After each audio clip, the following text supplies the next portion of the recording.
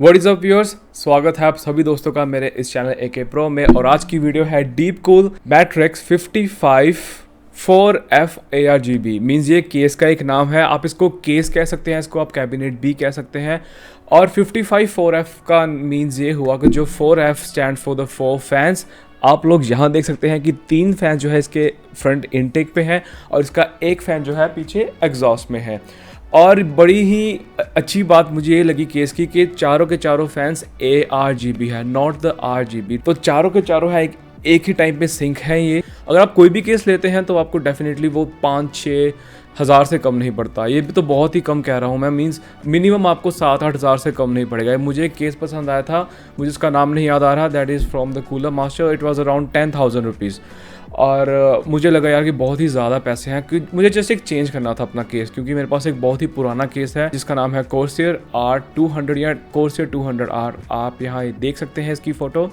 ये एक non glass case है और इसके कुछ ज़्यादा खास कूलिंग भी नहीं थी। ऑफ कोर्स फीचर वाइज बड़ा अच्छा था, लेकिन मुझे चेंज करना था। अराउंड मैं इस Corsair केस को कुछ 7-8 साल से यूज़ कर रहा था और मुझे इसको चेंज करना था। जैसे मुझे मेरे को था ये बहुत ही पुरानी लुक है मेरे इस चैनल के लिए भी और मेरे PC के लिए भी, तो क्यों ना इसको चेंज कर लिया जाए।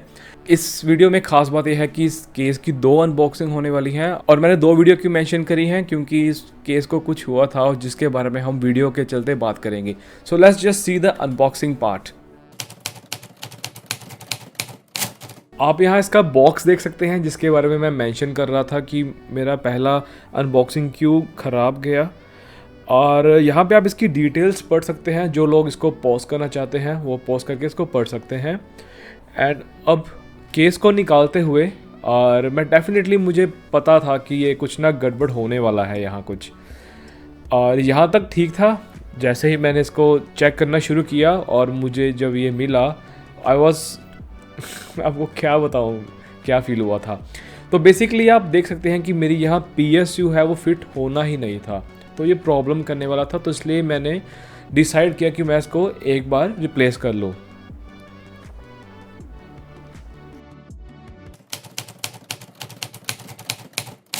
This is a second box now. और मुझे शायद थोड़ा सा डाउट था कि शायद मेरा सेकंड बॉक्स भी ये केस जो है डैमेज निकले, तो होपफुली इतना डैमेज नहीं निकला। आप आगे देखेंगे जैसे ही मैं इसकी जो है अनबॉक्सिंग करता हूँ। दिस इज़ द साइज़ और ये ग्लास बिल्कुल सही था। पहले में भी ग्लास बहुत बढ़िया था, ग्लास कहीं से भी क्रैक्ट नहीं था। और आप पीछे से ये देखेंगे ये बेंड हुआ था और मुझे लगा इतना बेंड एटलीस्ट चलेगा मुझे। सो आप एज यू कैन सी कि आपको यहाँ स्क्रूज़ मिलते हैं, एक आपको मदरबोर्ड के लिए साथ एक्स्ट्रा पिन मिलता है।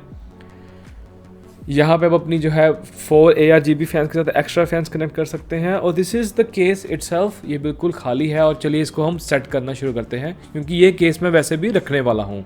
तो इसका बैक ओपन करते हैं और इसकी जो सारी केबल मैनेजमेंट है वो आपको मैं बताऊंगा। So starting with the PSU, और मैंने इसको फिट कर दिया है ऑलरेडी। मैंने इसके जितने भी कनेक्टर्स थे वो मैंने पहले लगा दिए हैं। Now I am going to attach the hard disk, और मैंने हार्ड डिस्क फिट कर दी है। अब बात करते हैं क्रूशियल BX500 जो मैंने इसको परचेज़ किया था, and have the old Kingston SSD। और मैंने इसका सारा सेटअप एक्चुअली तैयार कर दिया है। वीडियो रिकॉर्ड करते समय कुछ मेरे से रिकॉर्डिंग जो है सेट नहीं हुई थी, तो मैंने आपको ये सारा पार्ट नहीं दिखाया इंस्टॉलेशन का। So this is the all about this case. Alright guys, as you have seen the unboxing part 1, तो आप यहाँ देख सकते हैं कि मेरा जो केस मैंने ओपन किया तो ये बहुत ही ख़राब निकला। सबसे पहली बात कि जब मैंने इसका बॉक्स देखा तो मैं बड़ा ही हैरान हो गया और मुझे लगा यार ये क्या है। मींस फटा हुआ था बॉक्स, ना अमेज़ॉन की टेप थी ना कुछ, मींस कोई प्लास्टिक कवर भी नहीं था। वेल मुझे लगा सेल्स है तो सेल के दिन वो ऐसा कर सकते हैं, चलो सोचा कोई बात नहीं, जाने देते हैं।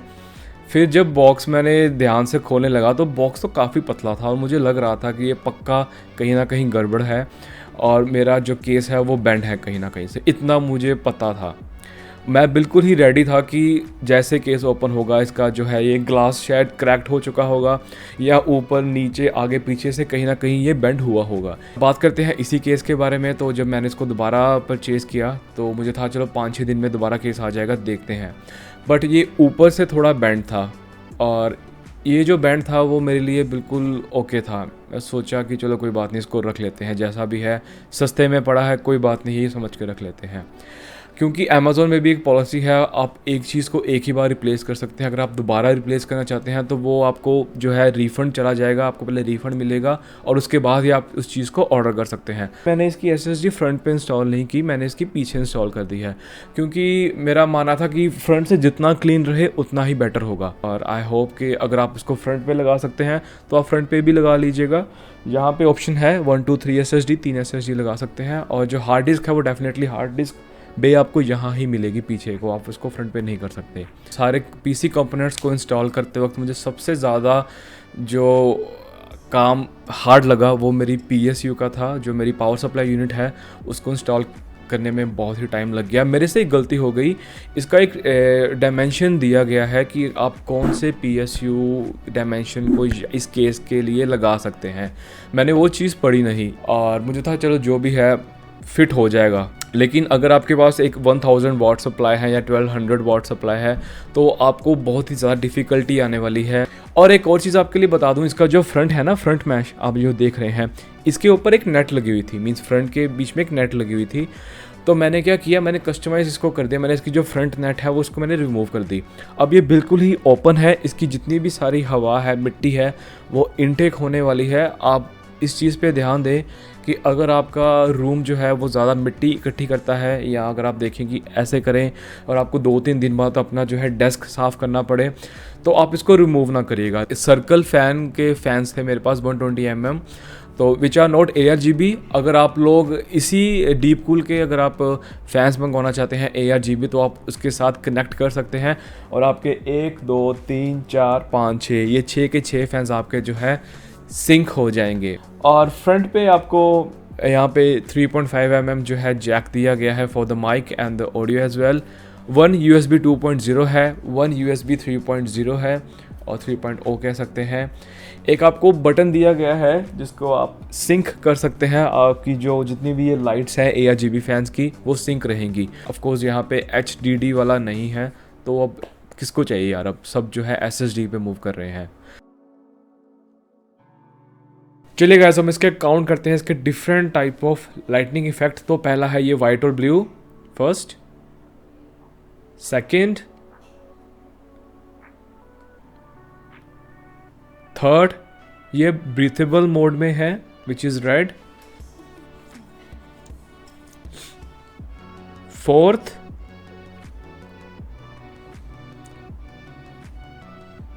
फिफ्थ, सिक्स्थ, सेवंथ,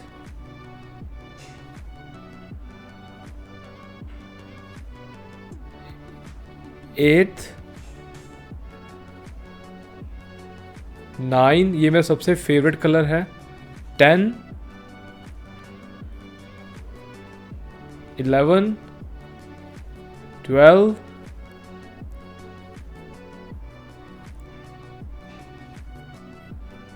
13,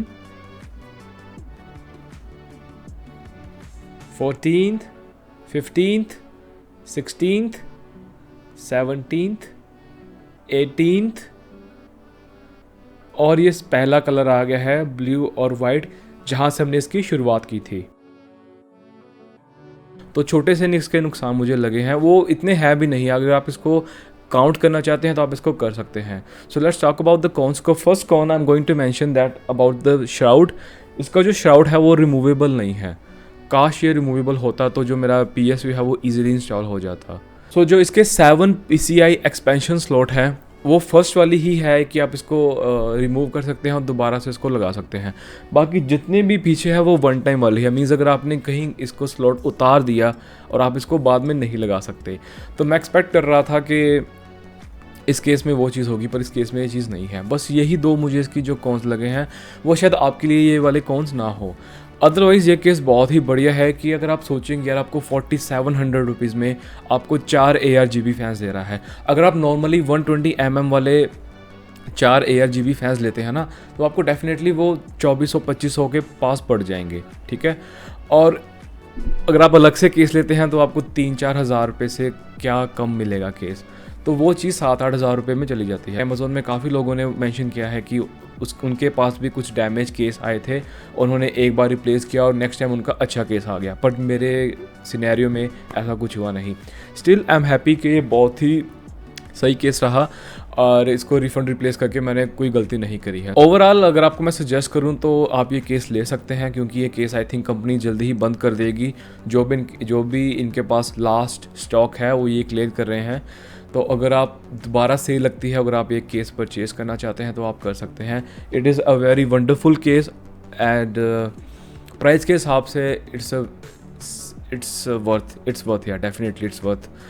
और नेक्स्ट वीडियो में हम बात करेंगे कि ये जो मैंने परचेज़ किया है ये भी डीप कूल का ही परचेज़ किया है, और ये है एक हीट सिंक जिसके बारे में हम नेक्स्ट वीडियो में बात करेंगे। जल्दी मुलाकात होगी। एंड अगर आपको मेरा काम वाकई पसंद आता है तो आप मुझे सपोर्ट करना चाहते हैं तो आप मेरे इस चैनल को सब्सक्राइब कर सकते हैं। और अगर मेरे से कुछ रह गया होगा तो डेफिनेटली आप मुझे पूछ सकते हैं मेरे कमेंट सेक्शन में। मैं हर एक कमेंट का रिप्लाई करता हूँ। And I will catch you guys with the next one. So till then take care and bye bye. मैंने आपको शायद डेफिनेटली इसके बारे में पहले ही बता दिया है। और ये कौन है जो हॉर्न मारता जा रहा है? वीडियो बनाते वक्त बहुत ज़्यादा लोग तंग करते हैं, इवन मेरे घर वाले भी।